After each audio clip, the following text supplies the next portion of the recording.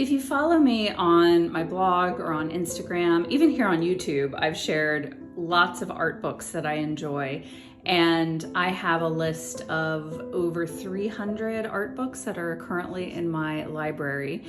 And that can be a little overwhelming for people who are looking for art book recommendations for specific things. And the recommendation I get asked for the most is art books for beginners. If you're just starting out, you're interested in drawing and painting, what are some good books to start with? So I put a top 10 list together, starting with Daily Painting by Carol Maureen. This book is fantastic for just getting you started. It goes over, actually most of the books I share do go over the basics of materials, also some art principles that are pretty universal, like perspective and some basic color theory without getting too bogged down in the details. This is a book, and actually this painting's a good example. This is a book I looked at so often when I was first starting oil painting, and I used a lot of her suggestions, a lot of her exercises when I first started, and it really influenced my style and just sort of the basics of how I got started. So this is a fantastic book. She does work primarily in oils, but she also features works in watercolors and acrylics. So this is not necessarily specific to oils. It's a great general painting book to get you started. Next one is a classic. This is Rendering in Pencil by Arthur Guptill. As a side note, I also love rendering in pen and ink, but if you're going to start drawing and painting, starting with a pencil is a great place to start. And this focuses on just the basics, like how to hold your pencil. What do all of the things on the pencil mean, like 4H, HB, like what do those mean? What does that look like practically on the paper? And also how to make some basic marks. Then it gets into more detailed sketching, like architectural sketching, as well as still life. It kind of focuses mostly on architecture, but the drawing principles can be used really to draw anything. But it's a fantastic book. I look at it often. Mastering Color. This is a book I actually bought fairly early on, and I did find it to be, so I will say the print quality of this book is not my favorite. It's kind of matte paper, but what I do like is how it really breaks down the colors, shows them practically how they're used in paintings, talks about color mixing. It goes into color theory without getting overly technical and bogging you down with way too much information. So this book was really good for me when I was first starting out.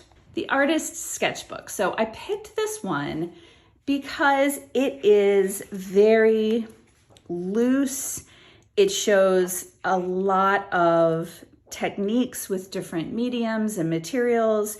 It's not so much like while it does show like how to draw and how to paint, it does show some of that. It really is more about playing with your materials, getting in your sketchbook and experimenting. And I think this book is a good counterpoint to books that might get more into the theory and the perspective and like technical parts of painting. This is really just about just starting to paint.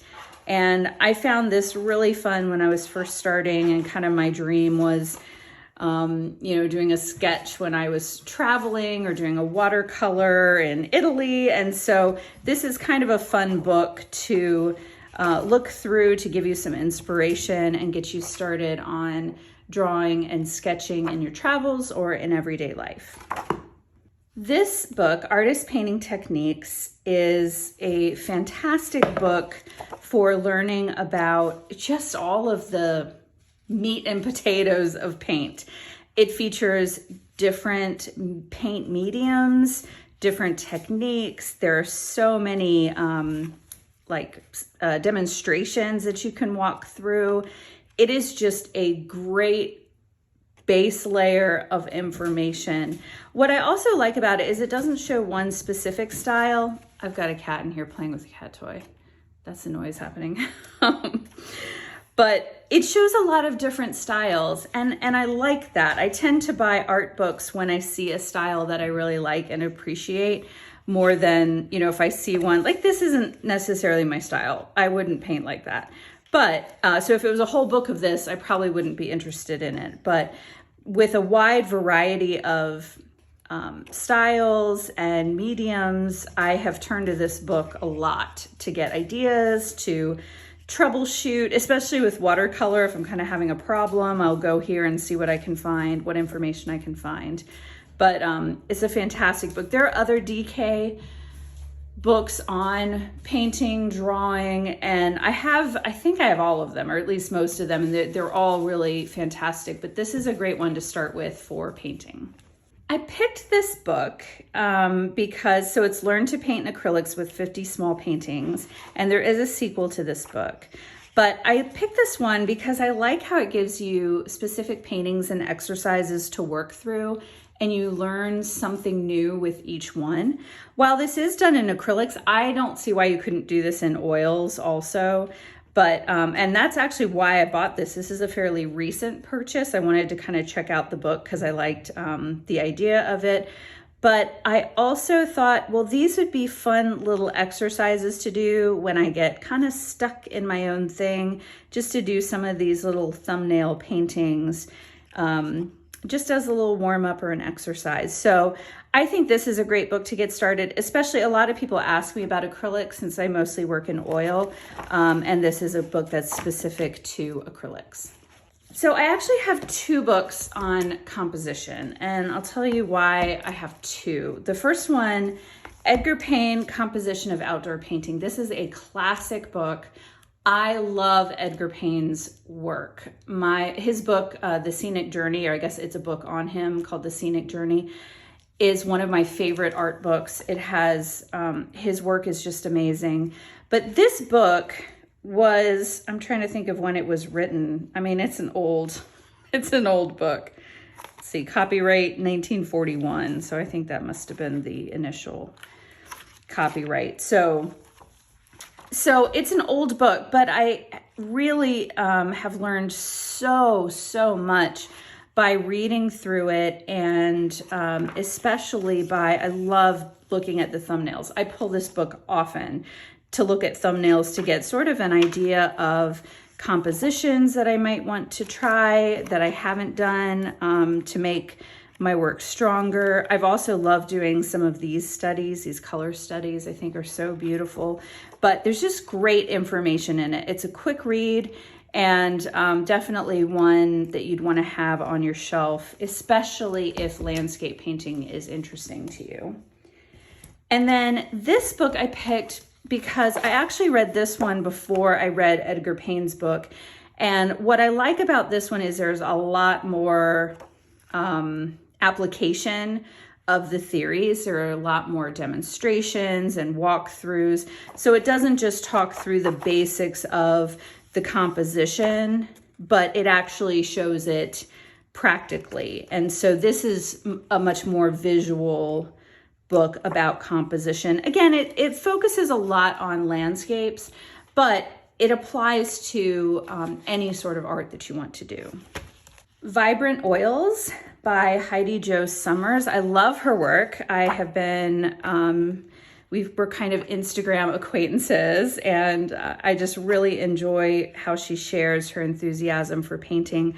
Her work, so to me, her work looks very intuitive. So when I first read this book a few years ago, I kind of struggled to follow the demonstrations because, you know, I look at this and I'm like, okay, I see you're getting to this, but I'm having a hard time figuring out how to do that. I think I think most painters probably just paint, there's some intuition involved, and I see that a lot in her work. But what I did like about this was all of the demonstrations. There is great information about the materials, palettes, colors, And also just a process of working, going from sketching to painting, figuring out compositions. Of course, there's color theory as well.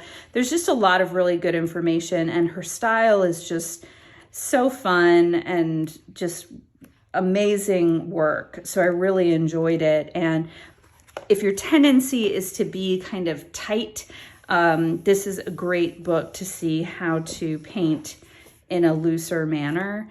And it also, while it focuses on, I mean, it has some information on landscapes and stuff. It also has portraiture, and so it has a variety of subjects that you can work on. So what I found with this book is that when I first read it, like I said, I was a little overwhelmed by some of the demonstrations, but it's a book that I've returned to again and again and again, and I keep getting more and more out of it. So I think for that reason, it's a great book to start with, but also it's kind of remained on my shelf because there are just so many things to learn from it. And as I've gained more experience, I'm getting even more out of it. This book might surprise you. So this is not specifically an art book. As you can see, there's no like how-tos, there's no color theory, there's no perspective, any of that. But the reason why I love this book is because if you start out drawing and painting, I think it's easy to get paralyzed with this idea of there's so much great art out there. How am I going to even create anything that contributes anything to the world? I think this book addresses a lot of the questions on creating art and how we're all worthy to create art, and also about getting inspiration, because I think it can be easy to feel paralyzed by that as well. Where do you get inspiration from, and how do you do it without like copying someone? Because the tendency, especially when you first start, is to mimic. That's what we do. That's how we learn. If you look at toddlers, that's how we learn, is by mimicking. And so as an artist, it's been a part of the practice to mimic. So a student artist will mimic the master they're learning from. But anyway, this addresses a lot of those things, and I think can give you a lot of freedom as you approach art as someone who's just starting out. And I've read this book probably about 3 times in the last 5 years, because it's just a really good one to revisit. So I would recommend this as well. As you can see, I have a lot more on my bookshelf, and I even have more over here and over here. So, as I said, I have over 300 art books. So I will share more reviews of books in different genres, and I'll review like instructional books as well as books about specific artists. And I will be doing that soon.